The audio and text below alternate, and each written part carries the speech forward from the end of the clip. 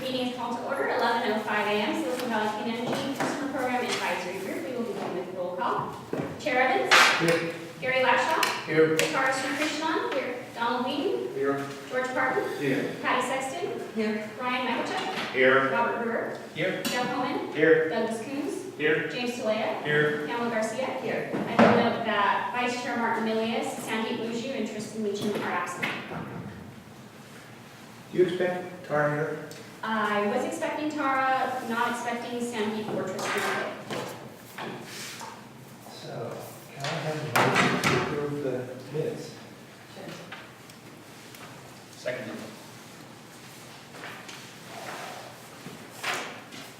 Any discussion? All in favor? Aye. Any opposed? Any abstaining? Okay, so the motion passes.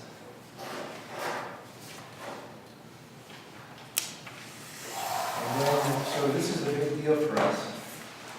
This is going to be the big reveal of the big plan. Let's not build up the anticipation. You can speak for yourself, we've been working on this for a year. Yeah. No pressure. I know. So this is the first time anybody's seen this, right? This is, yeah. Okay, good. And this is going to go to the board next month. That's right. So a version, presumably the same one, will be presented to our member agency working group tomorrow, our city staff working group. But the plan is to take it to the board the second week of December. The meeting is December 12th. There may also be an executive committee meeting stop in there as well to give at least a subset of the board members more of an opportunity to discuss than they would have in the December meeting. So this is going to be pretty much our entire meeting. And we're going to, the first half of the meeting, we're going to, Amy's going to present this, and then we'll have a group discussion. And then she has a couple specific questions that we're going to break into groups to provide input for. So this is really, take your time to critique, criticize, question, so forth. The benefit for her is it's a, she gets a preview of what sort of reaction she may get from the board, and then also really this is, in a lot of ways, it's kind of the result of the product of our work. Obviously, there's lots more inputs than just ours, but if we see things that we have thoughts about, now we get our chance. So go ahead. All right, thanks very much, Peter, for that intro. And we'll just dive right in. So for this presentation, as Peter described, we'll intend for it to be reasonably brief but comprehensive. But we wanted to make sure to allow enough time for breakout groups to really get your feedback on it. And so we'll spend around 15 minutes kind of going through the overall strategy roadmap, including GHG emission goals for SVCE. Okay, so for background, as Peter mentioned, this was really a long time kind of in the making. The initial work on programs started last year even, and then of course the CPAG has been working on this for a number of months, almost a year. And so I'm just replicating the so-called fishbone diagram showing some of the major milestones, including the CPAG initial recommendations in June, our member agency working group recommendations. We made a stop to the board to get some direction from them, and then we had a facilitated stakeholder workshop. As Peter mentioned, it's the board meeting in December where we're going to be asking them for some decisions. And this actually, just to keep the context accurate, this group, of course, was formed in like November or December-ish of last year when we all signed up, and that followed a previous presentation by staff on programs that ultimately was not adopted, at least not that way. So this actually goes back to, what would you say, like July or August? Yeah. Of a year ago. Yeah, I didn't mention the false start on here.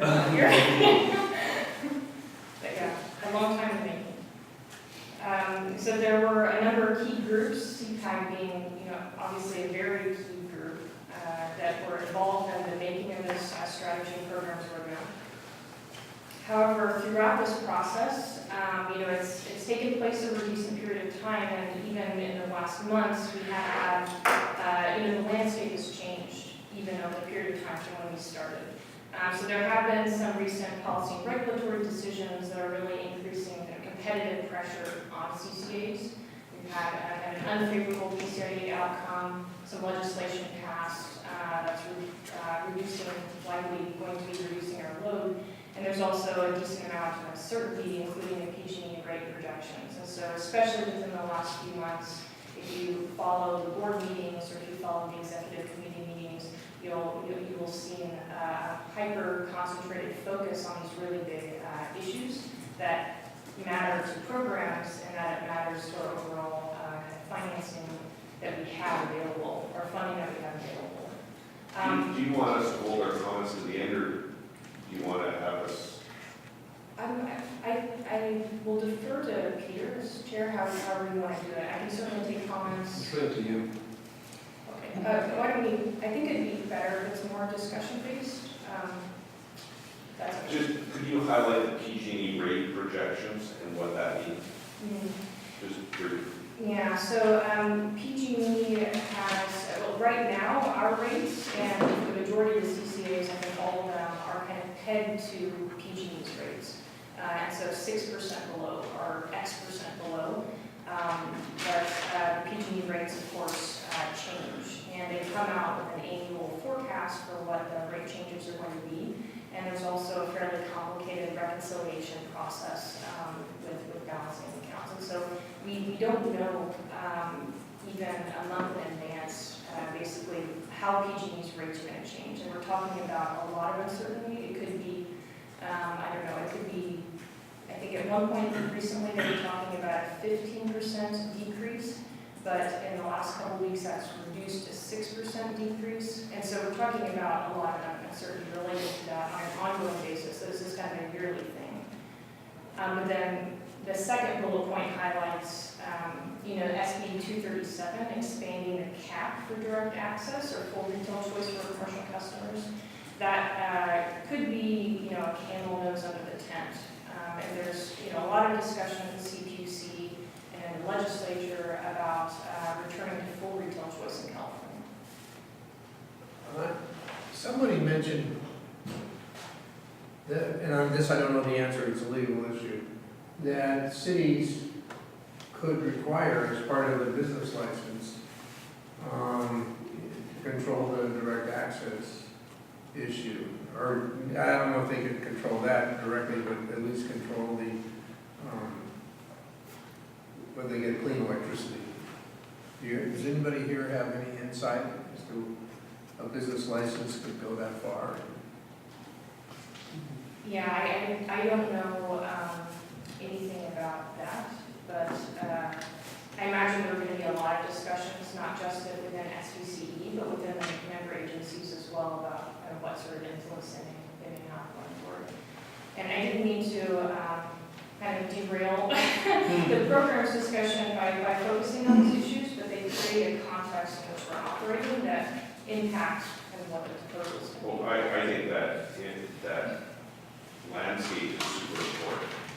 And I think that's part of the reason why Tara and Peter thought it would be very valuable to have Hillary come out last time and talk more about that policy and regulatory landscape as well in the last meeting. I think you had a question? Yeah, do you expect anything specific to happen in any one of these four areas? Oh, I mean, these are hanging out there, but do you expect any specific things to illuminate anything further in the next, let's say, 6 months? Because these are mostly like annual or multi-year things, right? Yeah, so we'll know, I think, within a month what the PG&E rates will be for next year. And so, but then that process will, as you mentioned, it's an annual thing, so there'll be a lot of uncertainty for the years to follow. For the second bullet point under DA retail choice, I mean, that's something that will be playing out probably in the coming couple of years. For the PCIA outcome, I think we're still calculating kind of what the implications are on rates. Don Bray will be speaking at the board. Also, I believe at the December meeting, we typically will give an annual rates update right before going through the process of updating all rates. And so that will be in December. So we'll know more at that point in time. So if I was the board listening to this, I'd say, okay, the issue facing Silicon Valley Clean Energy is that if PG&E's rates go down and Silicon Valley Clean Energy is pegged to PG&E less 6%, that's going to squeeze Silicon Valley Clean Energy. So then the question is, in that, if we try to stay at Ellie's or we at 6% below, then the programs could get squeezed. Right? That's the bottom line in all this. Yeah, That's, exactly. okay. And so they'll likely be revisiting that 6% discount as a part of the rates update. I mean, that's a policy decision that the board would need to make. That the implications, if we were to keep that, is exactly what you're saying. It would be, it would have impacts on program budget and then also the amount we're putting in reserves. So typically, utility will have a reserve budget to account for fluctuations in market prices. And so we're in the process of building that up still. So there's a lot of money still being whatever it's called, deflected towards the reserve until we reach a certain threshold. And so it would impact how quickly we reach that as well. Yeah, so I didn't mean to, I really didn't mean to scare everyone. I'll move quickly into the next slide, which is a little bit more hopeful. How do you move forward? I mean, I think, the board has been discussing and will need to be making some decisions about how to move forward, including adjustment of rates and how to allocate finite resources. But I think, really this is where SVCE should be demonstrating its relevance through well-designed, effective programs and putting money and effort specifically into activities that matter and support the mission. And those activities, however, given the increasing pressure, just really need to be chosen with precision and chosen to maximize the impact of these finite resources. And the alternative could be to not do anything, and that's really not consistent with SVC's mission and what we all set out to do. And so I think the programs will actually demonstrate our relevance and showcase the CCA model and SVC's unique strengths, such as the decarbonization mission, alignment and coordination with municipalities, the motivation to innovate, and the ability to be nimble in a way of public utility and an investor-owned utility is not, and the transparency and accountability and reinvestment. And so although it looks like a dark cloud, and it is certainly pressure, I think this is really our opportunity to kind of shine, really, but we have to be very smart about it. And so what you'll see in the roadmap is really the key theme is leverage. Leverage of our unique position being made up of a collection of member agencies, but leverage of what we know are going to be finite resources. And so we think specifically we can achieve this leverage through not only the type of organization we are being made up of municipalities, but also through key partnerships by really focusing on innovation and also having a strong focus on data and making informed decisions based on data. Okay, so going back to the decarb strategy, there was a version of this graphic that I think was shown at a previous CPAG meeting. As you all know, we did carry out emissions inventory for 2015, which is pre-SVCE and our baseline year. And then It's a little, sorry. There we go. Yeah. Well, it's not Glasses bad. are that. Yeah, there we go. thanks, Tim. Yeah. We were all thinking we needed to go So we carried out an emissions inventory for the 2015 year, and then also the 2017 year, which is the first full year that SVCE has been operational. And what you see to the right is a forecast of business as usual emissions trajectory The three major components being electricity, which is highlighted in green, natural gas, which is the gold, and transportation, which is the blue. And so we carried out a fairly comprehensive analysis of where all of our emissions are coming from and how they could change going forward through a 2030 time period. And this is kind of what it looks like. So we know that from prior conversations that the main strategy is to decarbonize electricity, which we're well on the path we basically accomplished, but then electrify those other two sectors. And so electrifying natural gas, which is buildings, appliances, and transportation. And that's how you actually achieve really bending this carbon curve. And so you'll see there's a dotted line down below. So that's the California statewide goal for 2050 of 80% below 1990 levels, scaled to our service territory. And so you can see we have a long way to go to achieve that target. And so we'll come back to, sorry, were you going to say something? I have a question. Yeah. So do I read this right, that the band around the line is really only affected in kind of blurring your eyes way by transportation? Or am I reading more into this than I should? So transportation is definitely a key driver for emissions reductions. So this also accounts in the natural gas contribution. This accounts for increasing efficiency of building codes. And it also includes, as a part of the business as usual forecast, at some point, we're not going to be installing natural gas buildings. We're not going to be building buildings with natural gas at some point. And so it accounts for, a transition as well. However, we've had a decent amount of increase in natural gas usage per household, and also we've had more square footage. And so those are basically canceling out. But this is with effectively new construction being decarbonized, but leaving a very large building stock that somehow we have to tackle. Okay, so we'll come back to this graph towards the end, where I'll show some potential goals, some GHG goals for 2025, 2030. But just going back to kind of the overarching strategy, which is what we covered a couple months ago. It's really following this playbook, decarbonizing electricity, electrifying everything. But in order to achieve decarbonization, you have to make sure you're doing it in a way that's harnessing cost-effective energy efficiency, and doing it in a way that it's cognizant of distribution system impacts and integrating with the grid, so addressing the duck curve. And so this is the overarching strategy that we had already discussed in the past, that we're continuing with.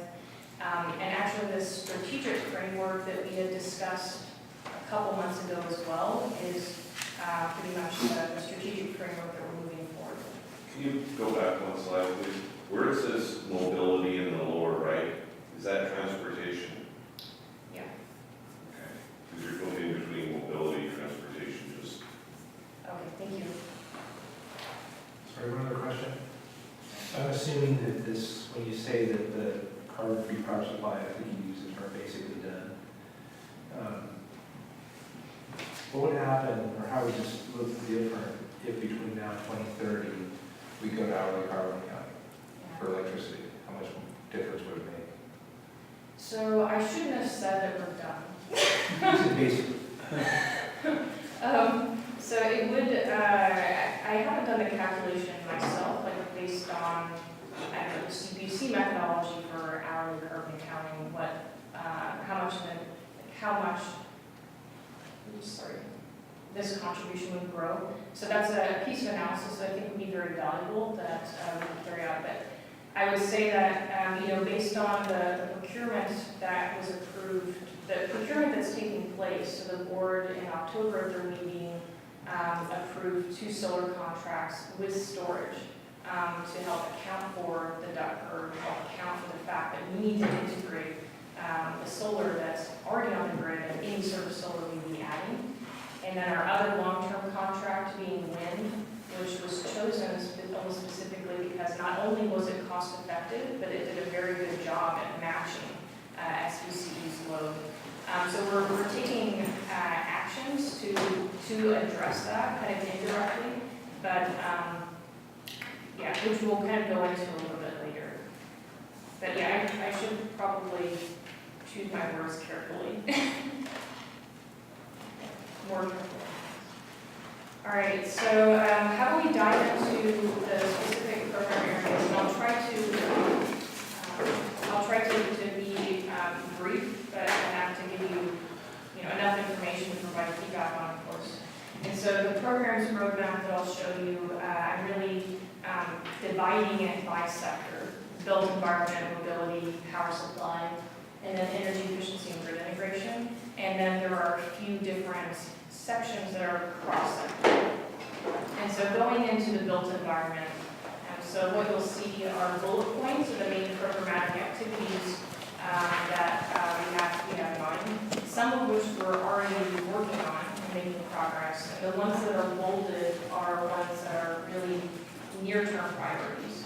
And so I'm kind of putting everything up here that we anticipate working on in the coming couple of years. And so the bolded items are priorities for the coming year, and at a later point in time is when we would see launch of some of the other activities.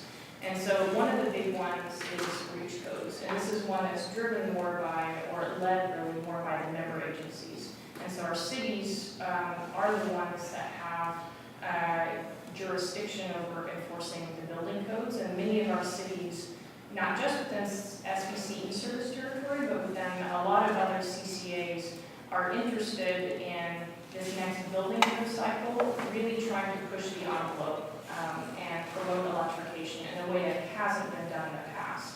And so the cities have the ability to actually develop codes that go above and beyond state baseline, and those are called reach codes. Typically, they focus on the building envelope and the efficiency of the appliances, but reach codes can also incorporate like water provisions or provisions for like gray water. Also related to EV charging infrastructure is another big component, certainly relevant for us. And so we've been working with Peninsula Clean Energy to draft an RFP to bring on a technical consultant, which would be supporting all of our member agencies and all of their member agencies in the development, review, and adoption of reach codes. And so here, SVCE is providing some funding to bring on that technical consultant, the expert in building codes that can put together one or more options for the cities to consider, and also help them bring it through the stakeholder review and approval process. And so we're in a support role here. Ultimately, it's the cities that would need to decide whether to move forward. But it's a very promising area, because typically if you want to change a market in the built environment, you start with new construction. And once you have new construction, you have those requirements in place, that market builds out, it's a lot easier to tackle retrofits.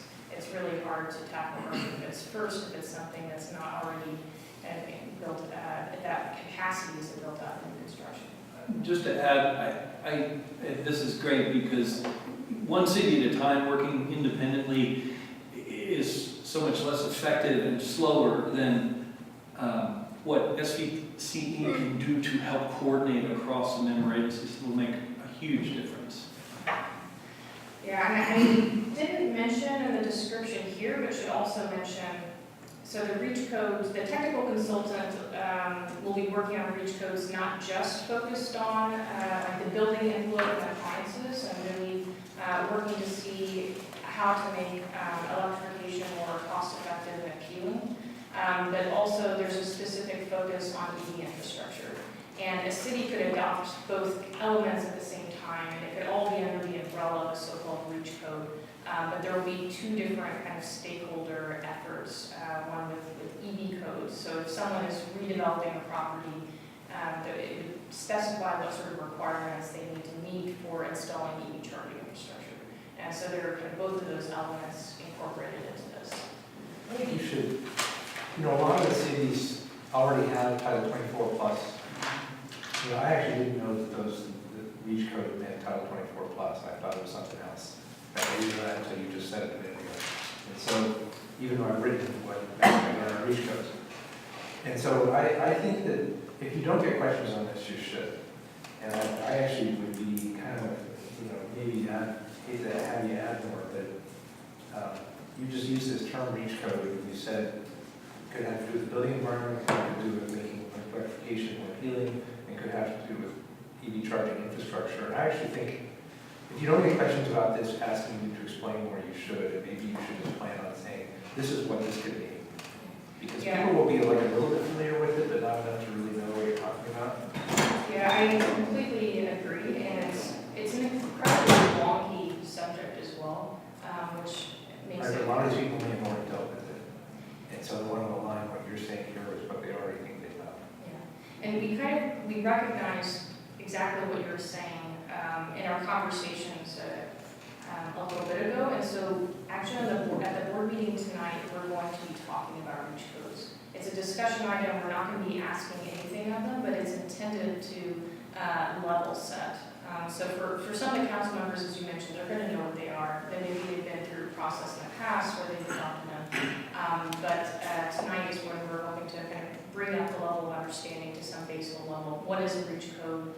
And what opportunity really is there for the cities to have impact. In addition to reach codes, there will also be discussion about other options. And so requirements is on kind of one end of the spectrum, and of course incentives and on the other. And so there will also be discussion of other policy opportunities, including design incentives as well. So you can tune into the board meeting tonight if you'd like to. We'll see how that discussion goes and what sort of questions are asked. But so that will be happening tonight. We're also so hopefully that will bring up the level of understanding. So the second one in built environment that I'll highlight is one that you're already familiar with, which is the Future Fit Heat Pump Water Meter program, which is to provide rebates for fuel switching. So that program, as you all know, we have a grant for, and so we'll be in the process of designing that. We'll be launching that, I think, Q1 of this coming year. But there are two other initiatives that I put in bold. We're working on them, but it's going to be a little bit longer before those are launched. Specifically, what we're calling city alignment. And this is really working with all of our member agencies on surveying and reviewing the codes and permitting and inspection and incentives that currently exist across the service territory with the intent of developing some model policies and processes. And so it's kind of a component of it is incorporated into REACH codes, and there's also a component incorporated into other parts of the programs. But that's another area that interest, again, mainly driven by member agencies, and then the all-electric design grants. And so that's a program that's in development that we see launch maybe Q3, Q4 next year. One of your a major cost is insurance for all buildings. And in terms of insurance, like fire, you can't buy building insurance without fire insurance. Like it's all part and parcel. But I think there's a value proposition from an insurance cost reduction perspective of eliminating all combustion inside of a building. So your garage, if you residential or commercial, if you've got cars going in, that's an issue, but that's more exhausting. But in terms of eliminating fireplaces, eliminating natural gas going into a business, there's a value prop to say in terms of the reduction in the cost of insurance. So that may be something that you may want to put on your radar screen to deal with insurance companies and make sure that they've got program that they recognize that. Yeah, and maybe I'll skip ahead to this key partner, and I even devoted a full slide to it because I think it's really important. So I think what you're getting at is that there are a lot of different aspects of the built environment that could really impact cost effectiveness and whether Improve the adoption rate. improve the adoption rate, et cetera. And some of those things, like working with manufacturers or working with insurance companies, it could be quite onerous. It would be quite onerous for SVCE to go at it alone. So an alternative is really this coalition. And this coalition was launched in September, led by someone who has spent a number of years, I think it was CEC or CQC, I forget now, sorry, called the Building Decarbonization Coalition, but this is a group that's not actually an advocacy group, which is important. It is a coalition of all of these other stakeholders that really haven't been a part of the advocacy conversations. And so you have architects, builders, labor, as an example, developers, utilities, and you also have the environmental advocates as well. And so it's through this type of organization where we're hoping to basically be a part of those types of conversations to move the industry forward. Because I agree it's really, really important, but also something that's more likely, better tackled through this sort of organization. Totally. And a lot of the work that is coming out of this will support SVCE specific programs, the design grants, Keep on Water Grid program, the resource center, etc. Okay, so I realize I'm taking longer than we should. So for mobility, the second sector, this one's a little bit busy. There's a lot of work related to transportation electrification that we think needs to be done, and SVCE is a really appropriate entity to help do it. So the first one is EV charging, developing an infrastructure strategy. And so this is also been in coordination with our member agencies in addition to a lot of the private sector actors that are building out charging infrastructure in the area that we've spoken with. And so they're looking for some sort of regional leadership. And the CCAs, given that we are regional entities, it makes sense for us to help play that facilitation role of specifically putting together an infrastructure strategy that can touch on issues such as permitting practices, ordinance, reach code integration, and going back to a couple of programs in the prior slide, siting. And then another big lever we have, of course, is rate design. And so looking at specifically rate design barriers for EV charging infrastructure build out and developing some strategies for us to help address it. And so that's kind of an umbrella item. And one of the items, and so there are multiple items that would kind of be mentioned and integrated into that strategy. One of them is DC fast charging depot pilots. And so we have, a number of very large tech companies in our service territory that have a lot of employees. I'm guessing you work for, some of you work for them. And so we have a lot of, people coming in and out, and a lot of congestion in addition to just a lot of vehicles to electrify. And so there's a last mile kind of solution related to autonomous electric shuttles. That could be one type of pilot that incorporates DC fast charging, or another kind of application of DC fast charging is really trying to help electrify ride hailing, which is traditionally, it hasn't gotten as much traction with EVs.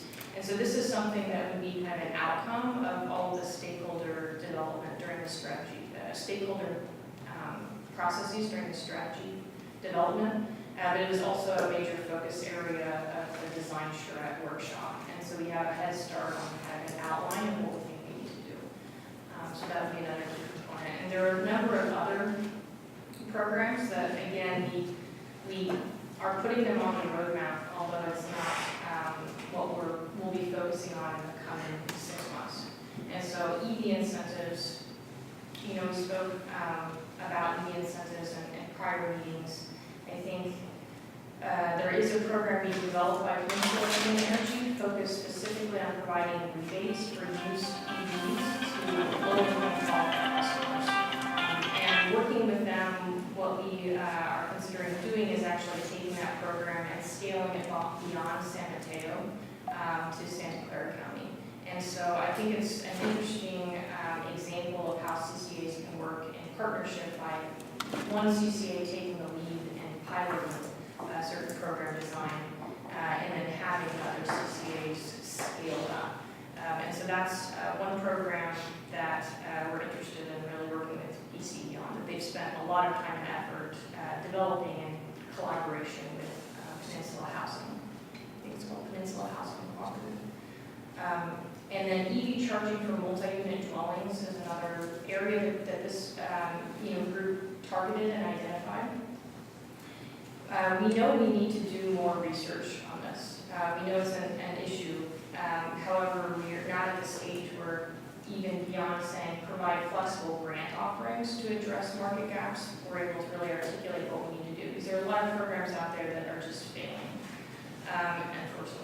And so this is an area that we need to spend more time working on, really understanding the market and where we may be able to have an impact. But it's certainly a target sector. And then municipal fleet electrification.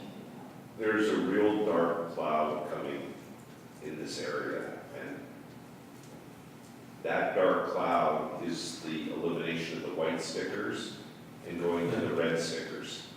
And there are so many people that I know that invested or bought Tesla Model X and Tesla Model S that are high priced, and they were the early adopters, and now, as of January 1st, they can't get any commuter lane access.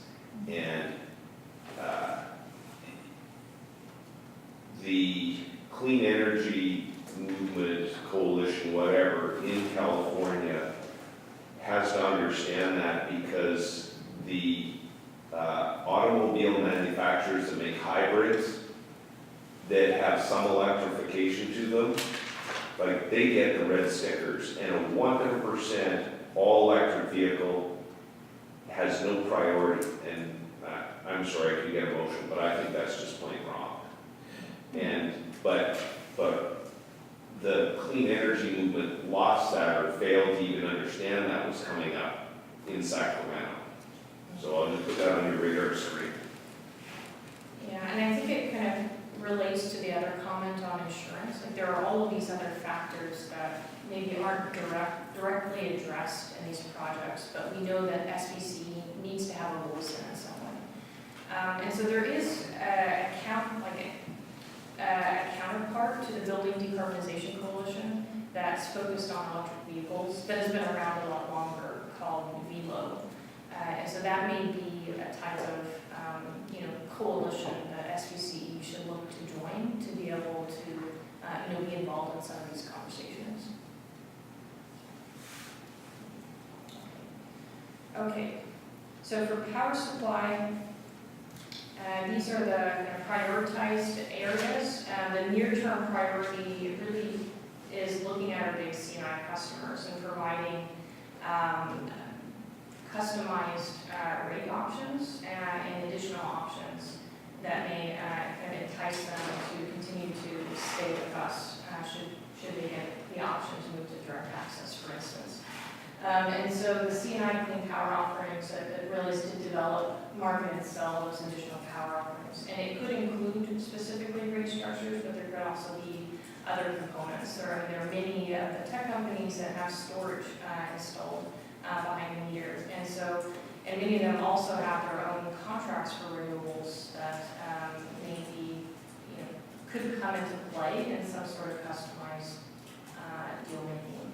And so that's kind of the focus from the power supply team in the near term. Retail rates is, given that's a lever we can pull, that's where we anticipate we can have a decent amount of leverage, and it's a theme that's come up in multiple conversations, not just in this forum, but in other forums in the past. And so this retail rates assessment would be carrying out a comprehensive assessment of our retail rates, specifically looking at barriers for electrification, and looking at what sort of short-term modifications could we make given the authority that we have. And then longer term, and I don't know if longer term is 2 years or 5 years, but longer term, SVCE and the other CCAs are certainly interested in creating their own rates. And there are a lot of operational barriers for us at this point in time to doing that. But that could really allow us to innovate in a way that I think really demonstrates the advantages of the CCA model. And so this rates assessment would have kind of a short-term list of strategies for how we can adjust rates in addition to a longer-term work plan. The integrated resource plan is, utilities speak basically for a comprehensive strategy for how you manage your supply portfolio. And there are kind of different flavors of this. One is a compliance version, which we've already submitted this fall. Another one is more of a kind of community-driven policy document. And so we're going to be going to our board seeking feedback on, given the situation that exists, given the forecast for customer load, for rates, et cetera, what are the implications of increasing our RPS renewable percentage, X amount?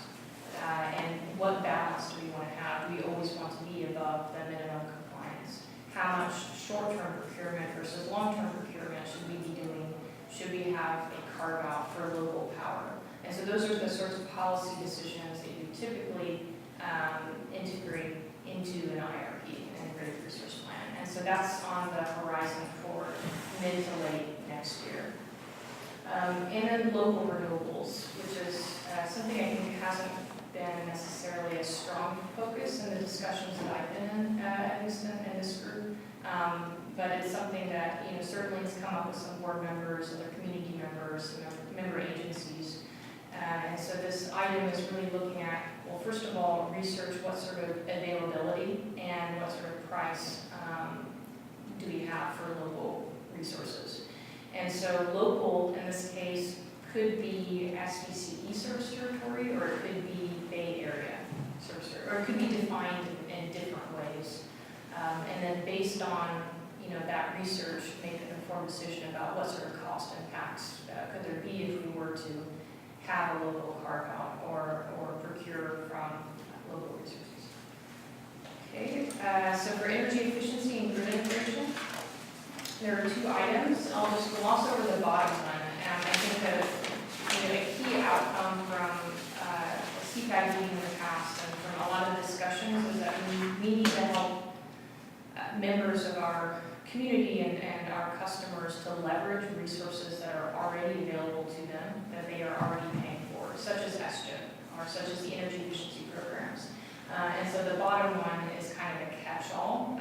It would largely be through the customer resource center and other channels like direct tabling, farmers markets, et cetera, where we would be notifying them of the availability of these other programs and resources. But that's kind of a main component of what we'd be doing, at least in the near term, for energy and efficiency.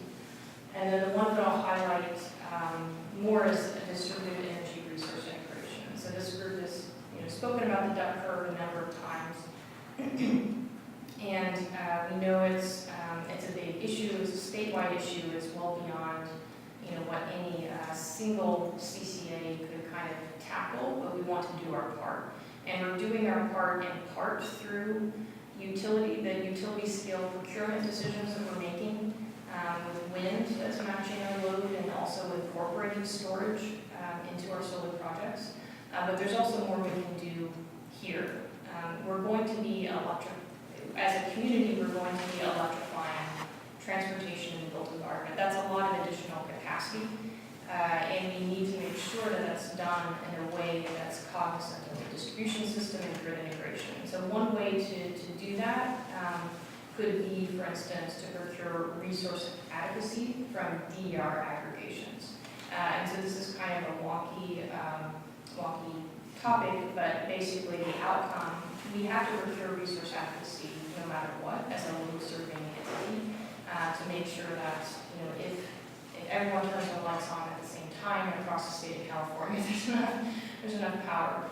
And so we have a compliance obligation related to resource adequacy. We could use DER aggregations in specific to meet part of that compliance obligation. And so that's kind of the idea here, to really leveraging the compliance obligation and funds that exist to supplement the value streams available to users. What's a distributed energy resource? Oh, sorry.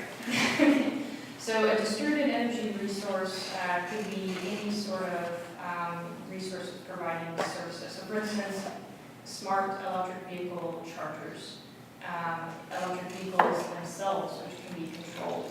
So normally if it's connected or controlled, it's considered a DER. So building energy management systems, storage, there are different definitions, but those are.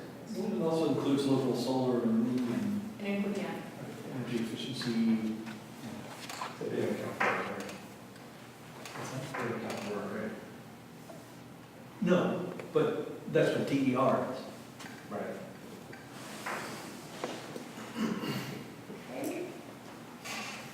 So for cross-sector, since we've already covered these in prior meetings, I want to talk about these. Education and outreach and customer resource center being a high priority, as you all know, and the community engagement grants, which have already been awarded and hands in the process of leaving. Then the one final cross-sector programs I'll mention focus on innovation, and this was the conversation we had last time. And so we will be bringing forward a proposal for a pilot partnership program, and what that really means is having a certain amount of budget available to enter into different pilot partnerships with startup ecosystem, corporates, our member agencies, our big customers, but with very transparent criteria for how we go about evaluating those. And so that would allow us to be very nimble in engaging our customers and the ecosystem. And then the innovation partners is focused on MOUs with 3 specific organizations. And so we're currently drafting MOUs with Prospect, Silicon Valley, Plug and Play, and then Joint Venture Silicon Valley. So here's the overarching programs portfolio on a single slide, where I've highlighted or bolded the ones bolded in the prior slides for kind of what we're treating as near-term priorities in phase 1.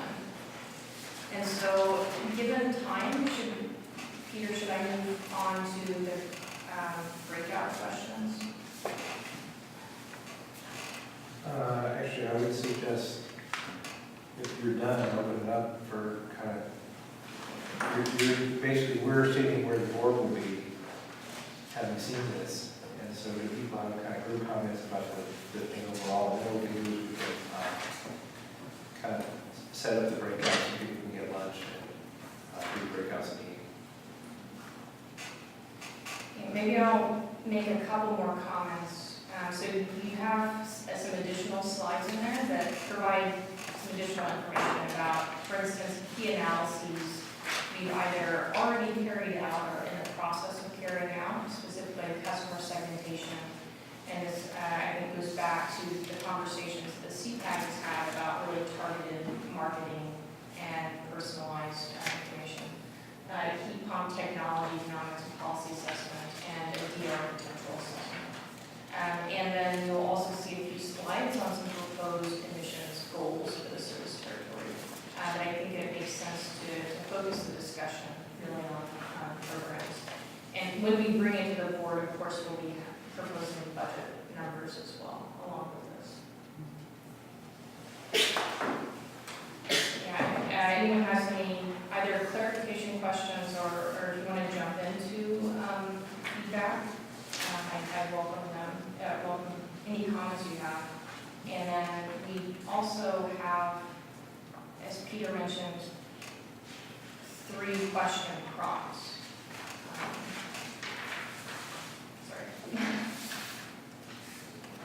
Just on the built environment slide, talk about the future fit heat pump water heater, and then all electric design grants. So do you envision that, because you have to start somewhere, that you start first with heat pump water heaters for good reason, because it's half the gas load and the average area at home. We also have grant money for it. But that, how is the, I guess maybe, confirm, the built environment key partner, the coalition, where do we see, or where do you see the, the furnace and the other electrification happening rough, is that 5 years down the road? How is the progression seen on other electrification in the built environment? Yeah, so I would say that what this proposal really emphasizes is new construction first. I'm sorry, I'll go back to. And so that's both with, REACH codes, All but right. then specifically the all-electric design grants.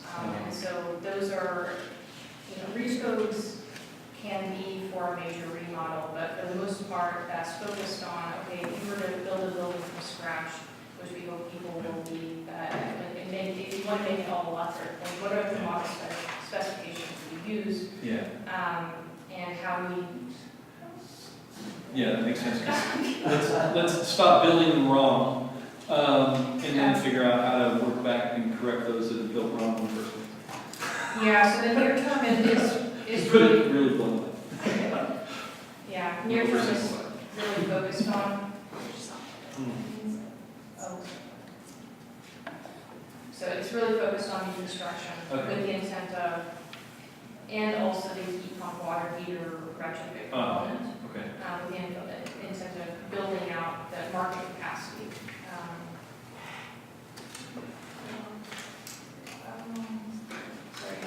Other comments? A question that I have is, in your analysis on this, and I'm not sure this is a good idea or a bad idea, but have you considered whether or not, say, a community within the organization might want to sweeten the deal, for example, a heat pump water heater? Is there a mechanism, have you considered mechanisms for that? Like if you're offering, $1,000 or whatever, the community step forward, so we'll make that $1,250, that type of thing. And is there that ability, and like I said, maybe you don't want to do that, and it may not be a good idea. Yeah, no, I think that's definitely under discussion with the member agencies, and that's definitely come up in a context of a number of different programs. And that would really kind of be on a city-by-city, basis, whether they either have the budget, and even if they have it, whether that's how they want to spend it. But we certainly anticipate having.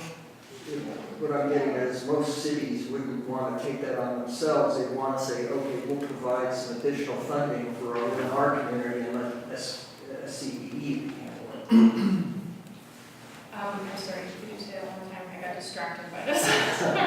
The cities themselves wouldn't want to take this, but it'd be easier for them just to provide the money and then Silicon Valley administers it. You're within community X, and so therefore instead of $1,000, it's $1,250 or whatever the numbers may be. Yeah. So that's definitely a model that kind of exists in different communities, and that's certainly something that we've discussed with the member agencies. And it would, I think, help the member agencies out a lot for building out the infrastructure to kind of distribute those incentives or rebates across a service territory. If they really want to supplement it, and they would have that ability. And so it's certainly under discussion. Couple quick comments and one quick question. So I think the emphasis and the understanding that partnerships can be a great source of leverage in extending the impact with the limited resources from one entity, I think is very important, and it's going to be very useful. In a previous job, I used to be in charge of strategic alliances, and working together just makes a lot of sense. So I'm glad to see the partnership stuff that runs through all this.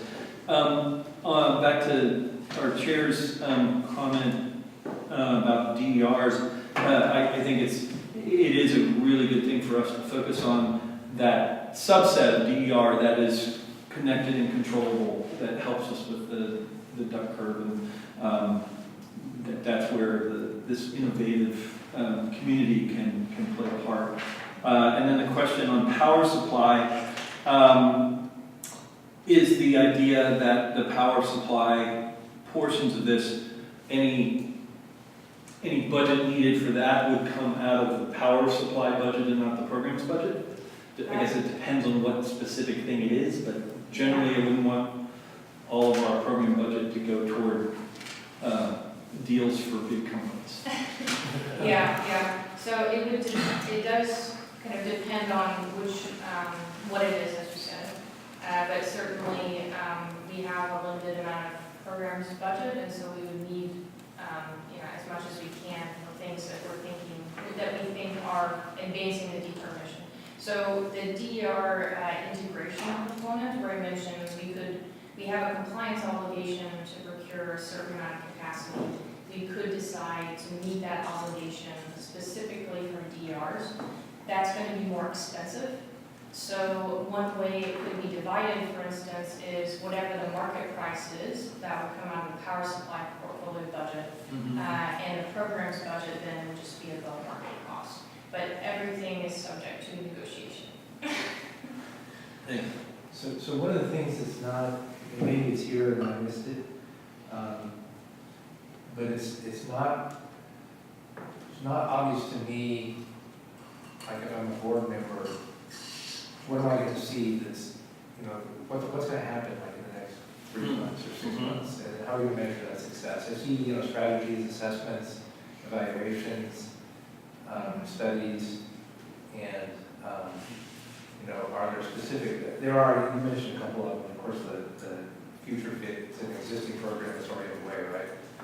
But what are some specific near-term things you're going to do, and how are you going to evaluate their success? Yeah, so I think that's a great point. In the version that will go to the board, which I excluded the slides from this deck, but maybe I should have included them, there's also a proposal for reporting and review. And so there are a number of different key points throughout the year where it makes sense for us to report what is the status of the programs portfolio, and how are we achieving the metrics we set out to achieve. And for instance, the budget cycle is a big one.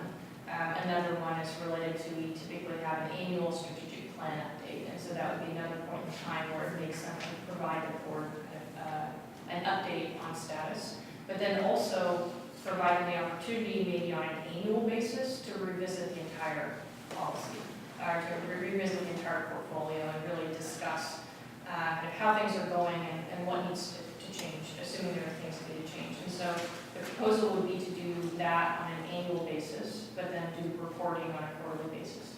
But for specific programs, which I think is also kind of what you're getting at, we'll have a number of different attachments to the staff report, and we'll be asking specifically for money for a couple programs. So for instance, we've been working hard on putting together partnership agreements, which would be the partnership agreements used for the pilot program.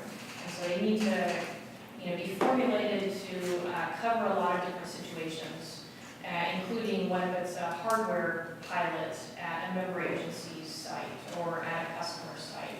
And so there's one pilot agreement that's focused on kind of that sort of scenario, a hardware pilot, and there's another one that's focused a bit more on either software or kind of more of a consultation version. So we're putting together the infrastructure to be able to execute on these programs, and it will be like the launch of that one, I believe, in December, barring any unforeseen circumstances. And so there's going to be additional, in addition to budget and in addition to kind of those specific agreements, there'll be some additional stuff that they'll be seeing that I didn't show to you guys. Just quickly to add to that, because it's the same thing that the PCE was dealing with. The board is a bunch of elected officials that are waiting to be able to tell their constituents what they're getting from this. And that way that Raphael, your counterpart at PCE, dealt with it, was offered up a couple things like the ED program just to satisfy the near-term hunger. So you may hear things from the board about that.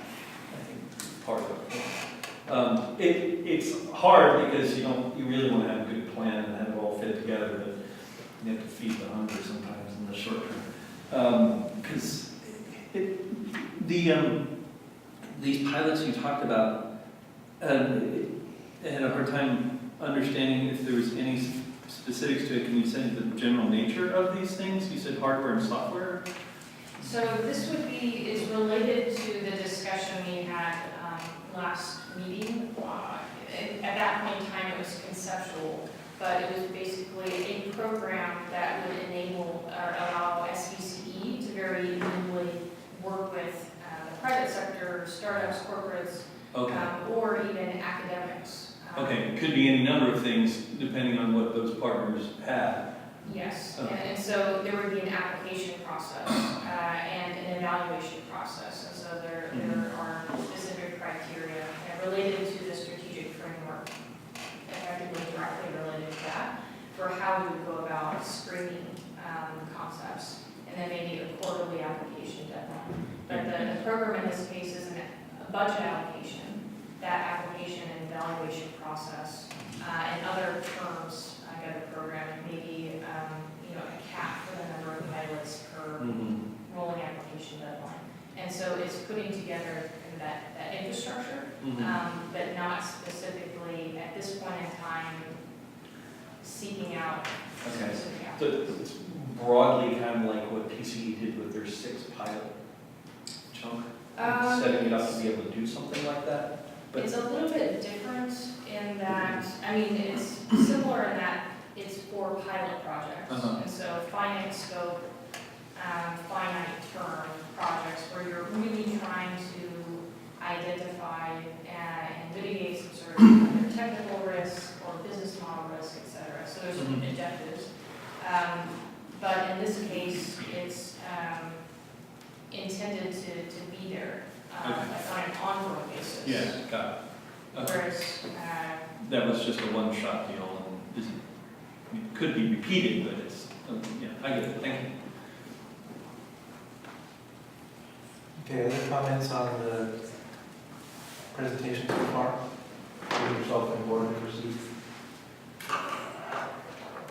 Okay, so let's do this. Why don't you, if you can, offer up you have 3 prompts? You have 3, right?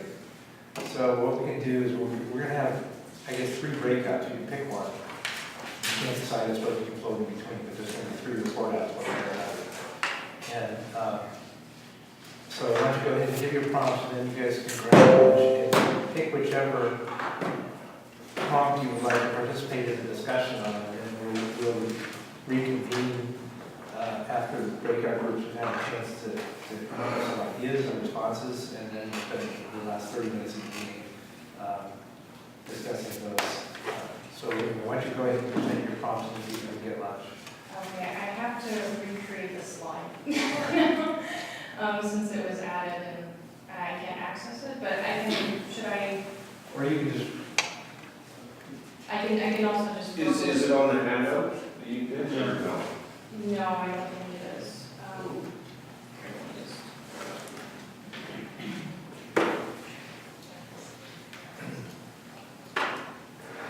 sounds like something for the software. Yeah, software route out. Yeah. Waiting until these files. So I'll go ahead and write them out here. So the first one is, are there ways to further integrate CPAG work and insight into the draft roadmap?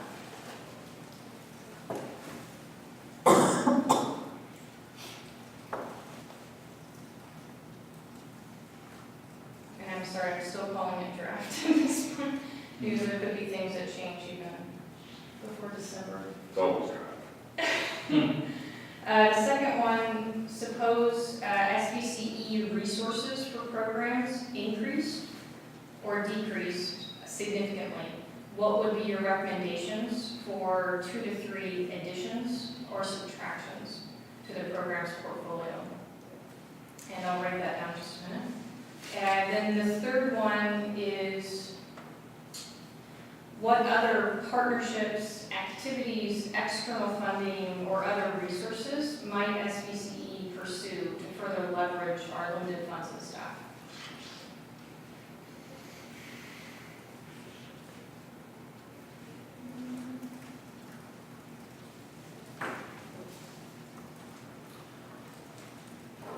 So are we gonna decide which of these questions we wanna answer and then go into that group? Yes.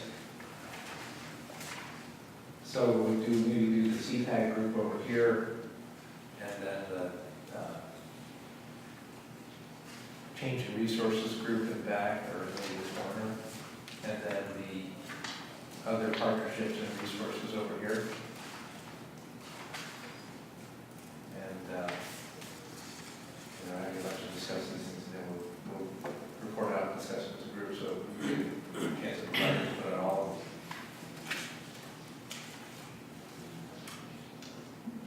Where did you point for the second? Second one would be this corner. I had to move.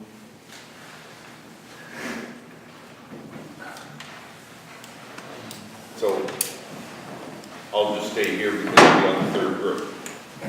That makes sense. Okay? Reconvene. Yes, let's reconvene. And maybe we'll start with, I think go group 3 first. Oh, Just wonderful. keep us on our toes. Okay, then I'll just circle around.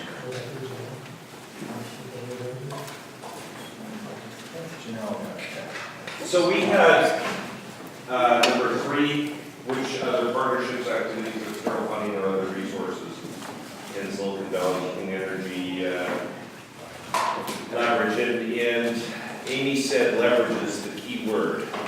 So we were looking at, okay,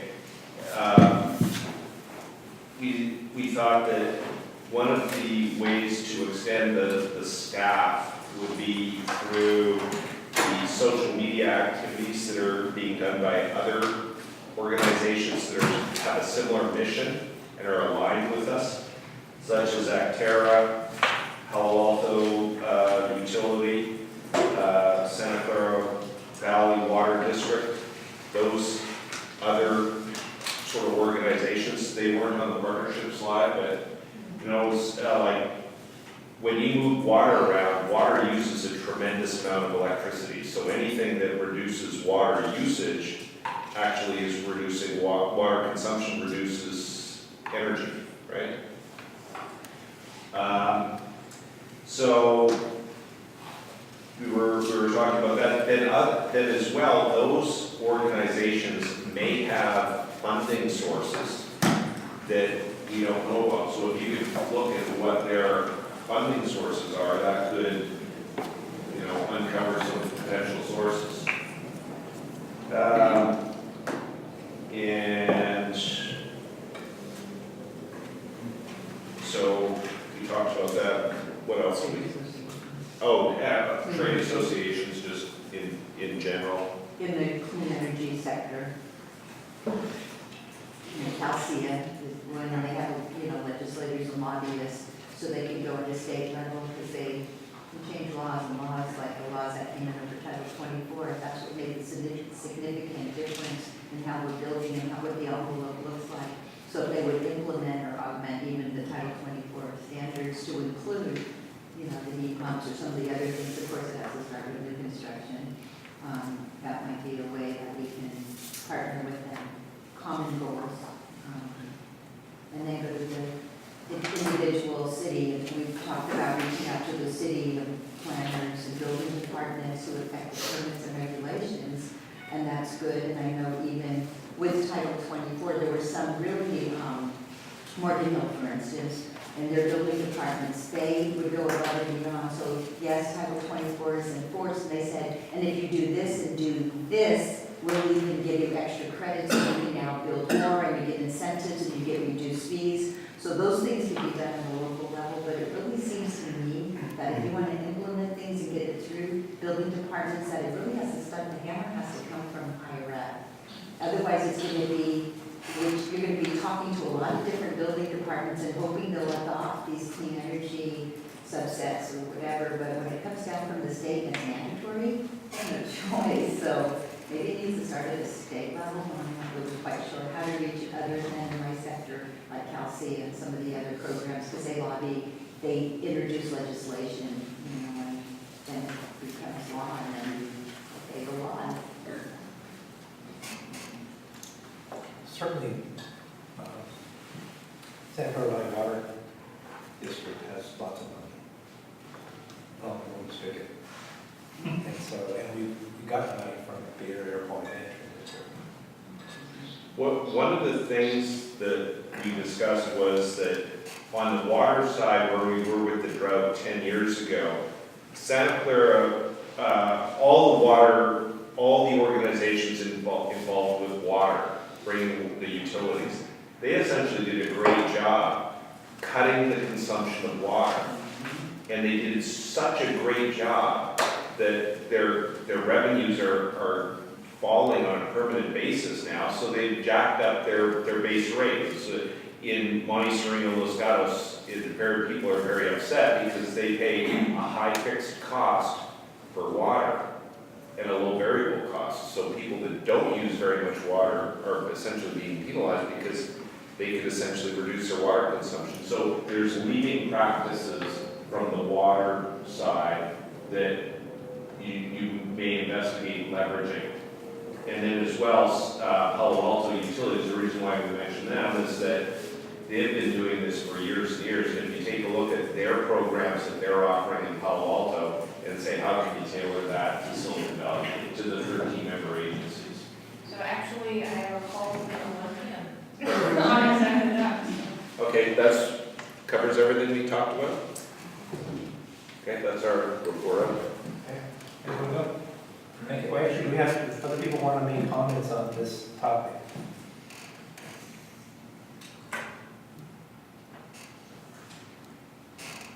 It might end up at number 2, but I would say it's sort of broad.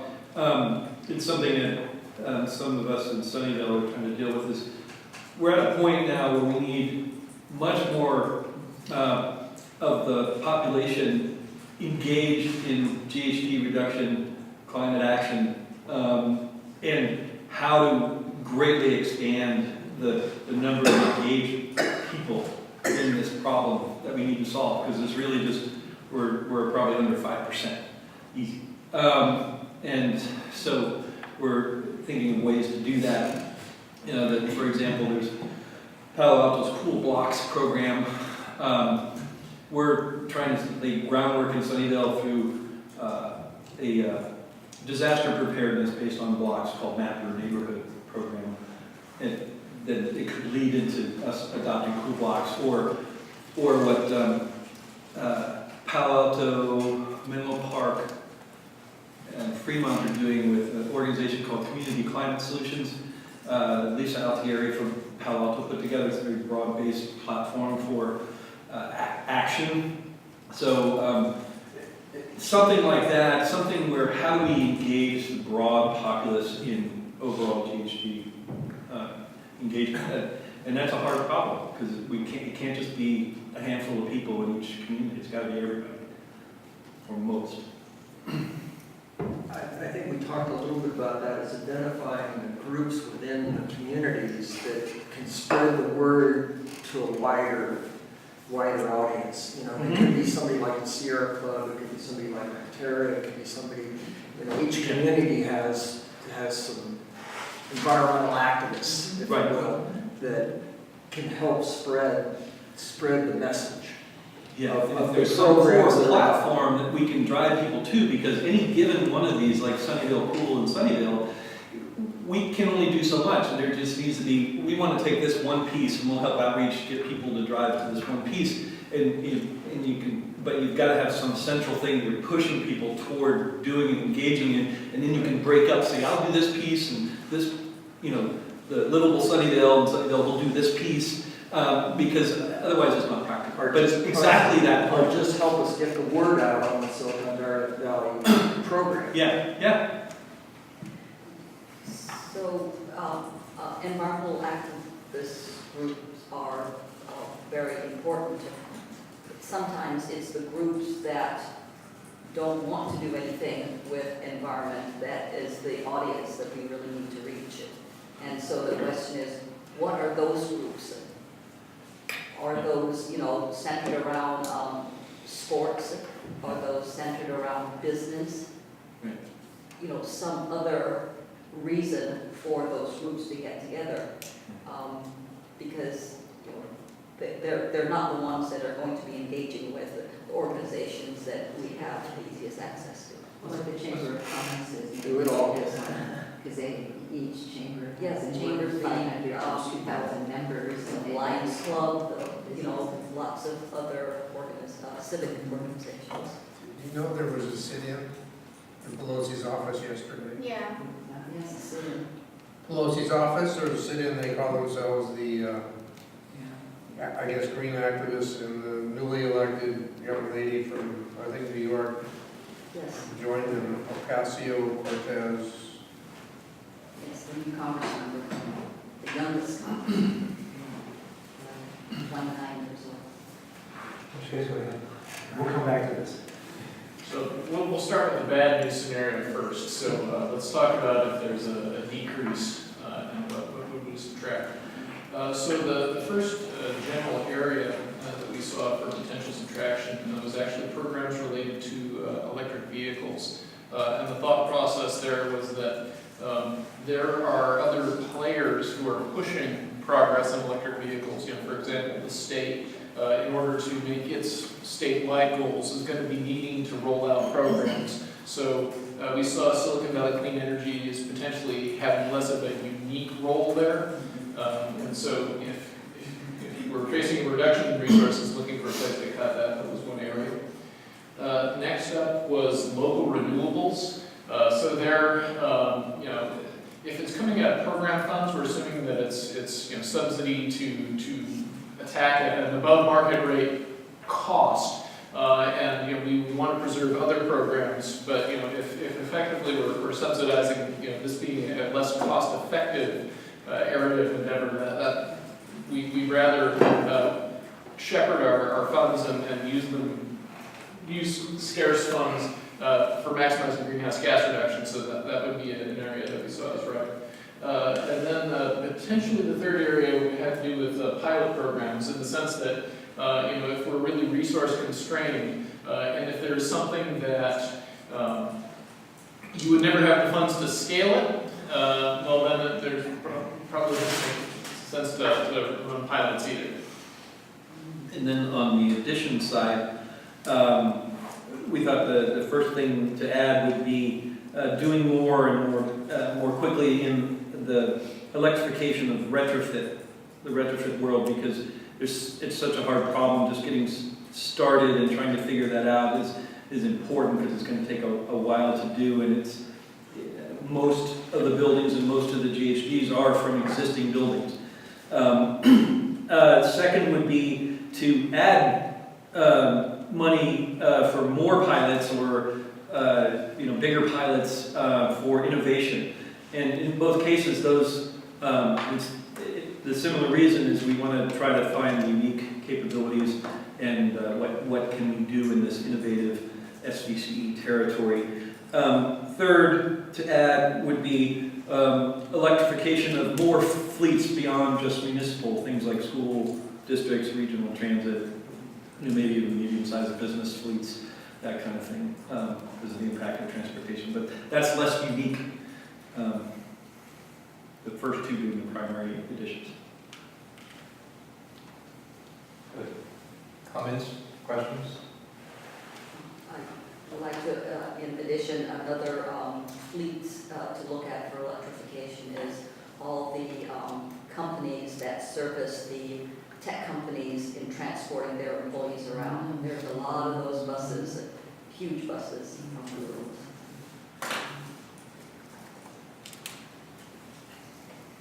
Okay, last group.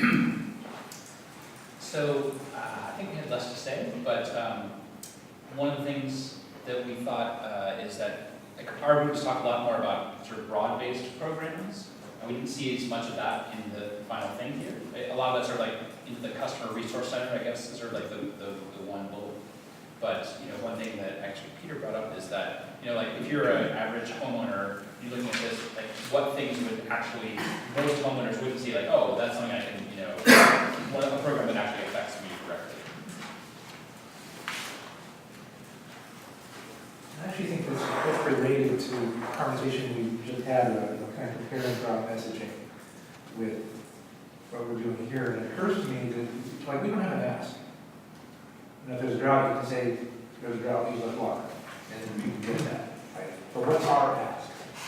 I don't think I even know. The state's on fire. Was that? The state's on fire because the greenhouse gases contributing to making it worse, so. So what do we do? I don't know. Well, Reduce greenhouse gases. I think your point, and that you're drawing the right parallel, I think, between what we brought up before about the customer resource center isn't just a place to have people go to find out things, but they need a reason to go there to, and it's set up to engage them and encourage them to reduce GHGs, and maybe there's periodic contests or prizes or whatever it is, it gets to that platform idea I said before. But it in the customer resource center would be could be very integrated with that. That's actually how the community climate solutions folks have it. It provides information as well as these other things to give people a reason to go there, and everybody's trying to reduce their carbon footprint. So this is actually on topic, because next time one thing we're going to talk about is the future of this committee is, what is its role and what do you think about it? And so this is a little bit of a lead in to get you guys thinking about that next time.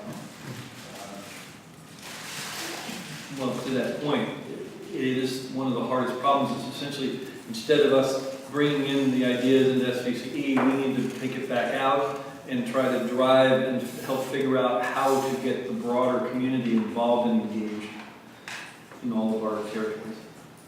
The message to me as a consumer, reduce greenhouse gases while saving money on your electric bill. It's, you don't want to think, oh, environment is everything, but bottom line is the bottom line. Oh, I know, but that's how the company I work with, we lead with saving money. It works. Yeah. Everybody wants to save money. People understand that. They want to save money, especially on their utility bill. That's like the Yeah. worst, right? Necessary evil. No political compulsion. So do we have other comments on these three prompts or on the program portfolio that we've seen?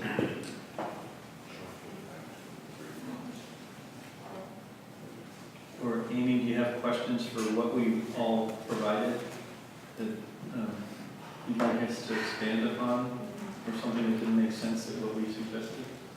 I feel like everything you said makes sense. So I don't have follow-up questions for clarification. I think to Robert's point about, I did kind of gloss over the customer resource center in this presentation, given you guys have been very involved in it. And now I'm recognizing, certainly for the board presentation, they haven't been involved in that, and it's really going to provide, that is that's a foundation, really for a lot of the residential focused activities, and any sort of programs are going to be advertised through that, and people could be enrolled through that, et cetera. And so I was wondering, well, in addition to talking about it more in the board presentation, it may be useful to have a slide, like a residential customer lens, so to speak. And so just focus on that customer group and what are the different programs and initiatives available to them now, and what's going to be in the pipeline, to get more of a focus on what they'll be seeing, what they can be expecting. You could do the same thing for commercial customers. You kind of had it, but that's actually really the way to look at this from the board standpoint is, let's not look at this from the standpoint of the four walls of the SVCE. Let's look at it from the standpoint of the residents and customers. This is how it's going to work. This is, I think, a question. On our commercial side, who are our big customers on the commercial side? And which of the high-tech companies are in there other than Intel? Well, Oh, Yeah, the confidentiality policy doesn't actually allow the same words. oh, okay. but you can imagine, for any of the large companies, they own property all over the place, not just in our service territory. I wouldn't say one, because we're releasing a video of their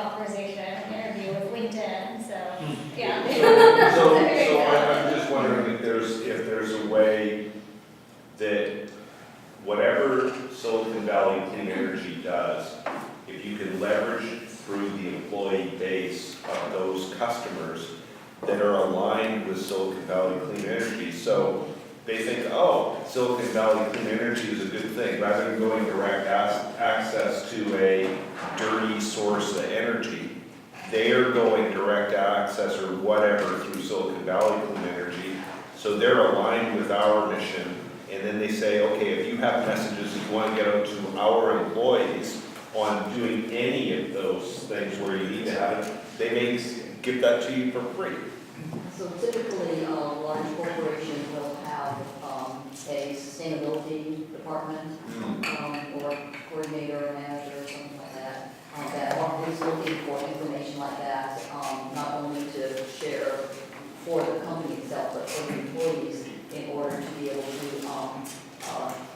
utilize at home the information that they can utilize at home. So they certainly, I think, would be receptive, and some companies may even have what are called like green teams, where it's employees that do sort of extracurricular volunteer activity, do things within the company to highlight sustainability for the employees that would share that information. That's great. One comment on that is I think that Silicon Valley has done something similar like that in advertising that the 13 member agencies have all stepped forward and gone to green prime. Well, can you use that sort of thought in other areas, with maybe some commercial customers, these people have stepped forward to advance the awareness and product that Silicon Valley offers. So kind of like recognition. Right. For instance, like listing them on a website with their consent. Yeah. And it will develop trust too, if it comes from the member, if your employer is part of this association, if they're speaking highly of Silicon Valley Clean Energy, then you tend to trust, because a lot of people just don't trust the utility companies. It took a while even for me to trust, even being on this board, before I could switch over to Silicon Valley Clean Energy and to Green Prime now. Because you have to believe and trust the agencies that you're working with. There's been too much craziness with PG&E over the years, so rate, playing with the rates and tiers. This sort of feeds on why I think that all the agencies stepping forward and saying we're at green prime level is a very positive thing for Silicon Valley.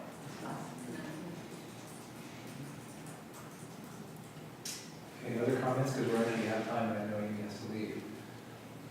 So, are we done until next time? Thank you all for your input. Always off, once in the evening, discussions.